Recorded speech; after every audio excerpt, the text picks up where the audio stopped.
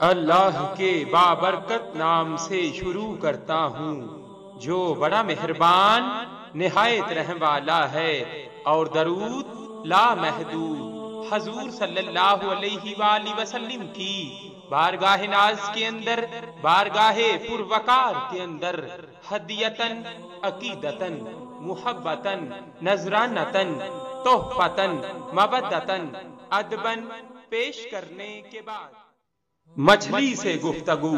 رسول کریم صلی اللہ علیہ وآلہ وسلم مسجد نبوی میں تشریف فرما تھے۔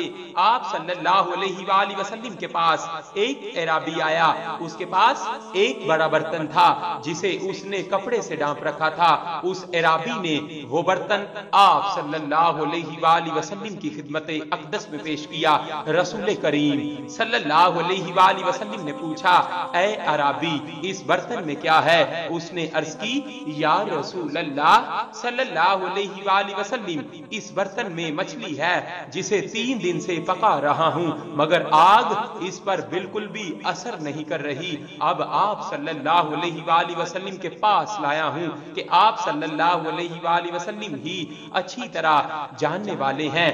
آپ صلی اللہ علیہ وآلہ وسلم نے مچھلی سے سارا واقعہ دریافت کیا تو مچھلی کو اللہ تعالیٰ نے قوت گویائی عطا فرمائی، اور مچھلی نے عرض کیا، یا رسول اللہ صلی اللہ علیہ وآلہ وسلم میں پانی میں کھڑی تھی، ایک کشتی میرے قریب سے گزری، اس کشتی میں ایک آدمی درود شریف پڑھ رہا تھا، اس کی آواز میرے کانوں میں پڑی اور میں نے پورا درود شریف سنا، جس کی برکت سے اللہ تعالیٰ نے آگ کو میرے جسم پر حرام قرار دے دیا۔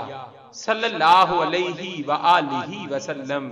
صلی اللہ